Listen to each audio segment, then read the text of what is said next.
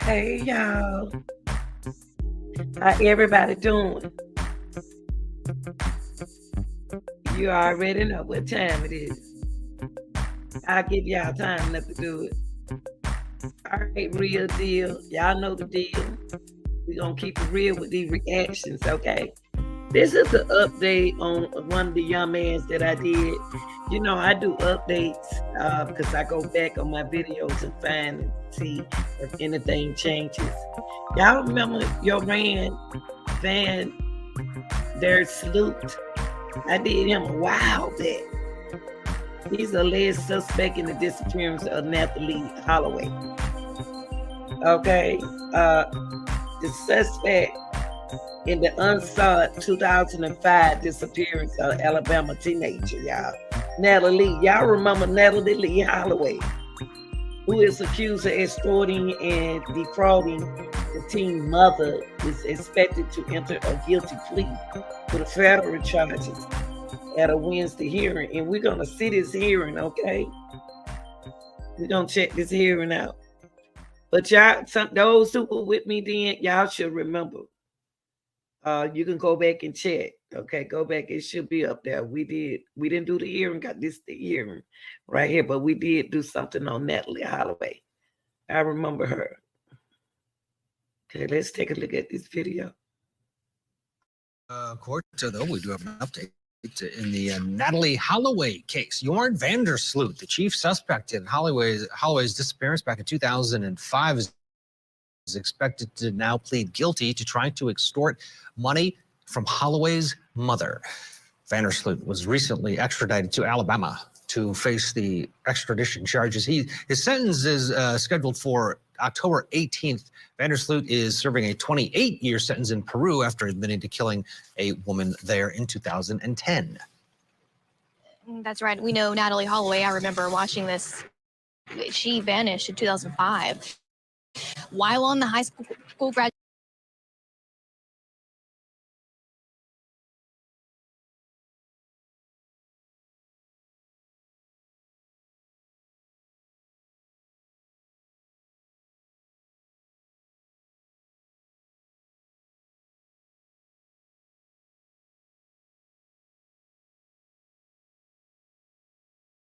Graduation trip to Aruba. She was last seen leaving a bar with Van der Sloot at that time. And Court TV's Kelly Craft gives us a look back at Van der Sloot's past. It has been 18 years since Natalee Holloway vanished while on a senior trip in Aruba, and 13 years since Stephanie Flores was murdered in Peru. Joran Van der Sloot has been the #1 suspect in Natalee's disappearance. He confessed to beating Stephanie Flores to death. Cole Thompson, a former Court TV senior producer, co-authored a book called A Portrait of a Monster. It profiles Joran Van der Sloot and the many twists and turns in this case. In 2005, when Natalee disappeared, I was working for Court TV. I was working with Catherine Cryer. It was just one of those huge stories that captured the everybody's attention. It was like OJ or John Benet Ramsey or Scott Peterson. 5 years to the day, almost the same thing happens again in Peru. And I just got incredibly lucky. Just through a series of acquaintances, wound up being introduced to the actual investigative team, the Red Ball team that was handling the homicide. And for some reason, they just took a liking to me. In 2010, Van der Sloot was in Peru where he met Stephanie Flores. But to get to Peru, he needed money. He got that money by allegedly extorting Beth Holloway, claiming he would take her to show her her daughter's remains for $250,000. He approached the Holloways. He asked for this money. Now he's screaming entrapment. But he used this money to fund his trip to Peru, where another girl died. If he hadn't had this money, he would have been stuck in Aruba. This must weigh heavily on everybody involved. Thompson was embedded with authorities in Peru. In the book, lead homicide investigator Captain Juan Callis Vargas tells Thompson this about the death of Stephanie Flores. The beating was overkill, savage, and the level of violence indicated that he had probably done this before. The level of violence had likely escalated over the years. Callan also described Joran as cold and calculated. Callan recognized that he was in the presence of pure evil. He came from a fairly normal family, seemed like a child of privilege. Very early on, they figured that something was the matter with Joran, that he was potentially a monster. He beat one of his brothers nearly to death. Thompson shared with us surveillance photos from the night in Peru when Vandersloot killed Flores. You can see Vandersloot and Flores entering the hotel. Then Vandersloot exits alone. He also shared with us crime scene photos, an investigator's sketch of the crime scene, and Stephanie Flores' grave. A sad reminder that two young women who never met are so eerily connected. Two families sitting there watching surveillance tape from a casino of their daughters and this man. The only suspect in either case. Let's bring in criminal defense attorney and former prosecutor Marie Pereira. Marie, you're in New York there. This is a case that, I remember being glued to the television when she disappeared. And I may be biased, but I think he got away with that murder. And to plead guilty now to at least some sort of relation to the Natalee Holloway case, the extortion charges. How do you think that moves the ball forward? Do you think this will definitely help the family, at least a step in the right direction to some sort of justice? It is a step in the right direction because you know what they say, justice delayed is not justice denied. I feel that this extortion plea is incomplete justice, but it's something. And it doesn't really bar any murder charges should they have enough evidence to charge him with murder, because there's no statute of limitation on murder. So for now, at least it's something for him to admit what he did, the grief he put on that family, the lies he told to them, and the just heinous nature of him just trying to extort the mother and father like that. And all they wanted was just to really just find the body and put their child to rest and give her a proper burial. It's something, but it's incomplete justice in my eyes. Yeah, from his standpoint, though, why plead guilty unless he wants to go back to Peru, where he undoubtedly has a little life in the prison there, and they want him back. You hear these stories, a Peruvian jail must be horrible. But on the other hand, I don't know that hanging out in the Alabama prison system is going to be much better for him. And this may be calculated on his part, given what we know about him. And I just can't see him at this point saying, I want to do the right thing.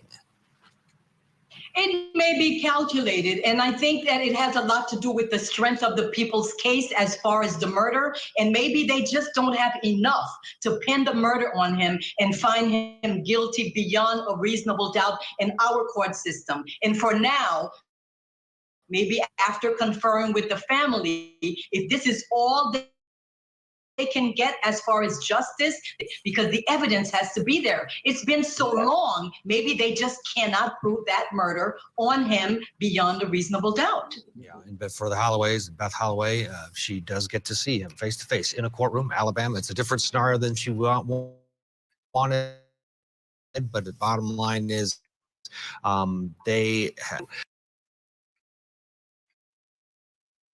Okay, y'all, I want to see that. Now y'all remember him now? Okay, they're gonna take him to court, so we'll get a Southwest chance. Atlanta family is in We shock. will get a chance to see it. Now I remember. Okay, so when that information, when he go to court, I'll make sure. And then by the way, too, let me make sure I wasn't late with that video. Okay, hold on, y'all. Because I remember him, because I was like, oh my God, why you do that girl like that? It shocked me. I was like, now what make him turn himself in? That would shock me. I'm like them now. Let me see. Go back this way.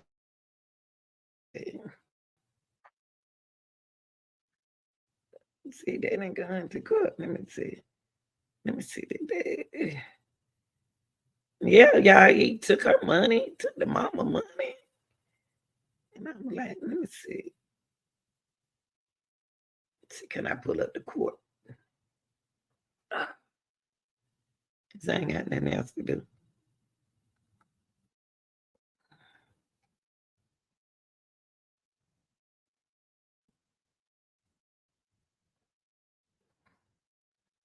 Took the mother's money, honey.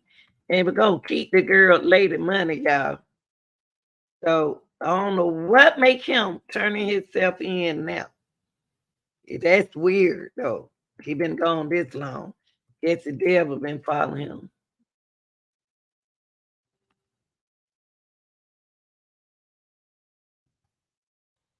Let me see, y'all. Have he been to court? Oh, he did today. So he did today. I want to see the court. Oh. That's silly.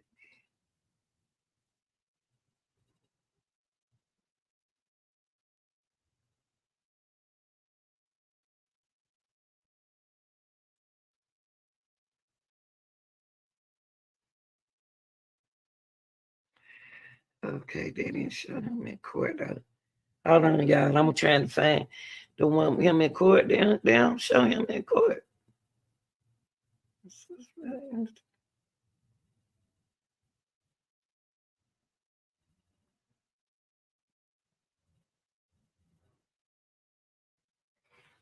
So why they ain't showing us?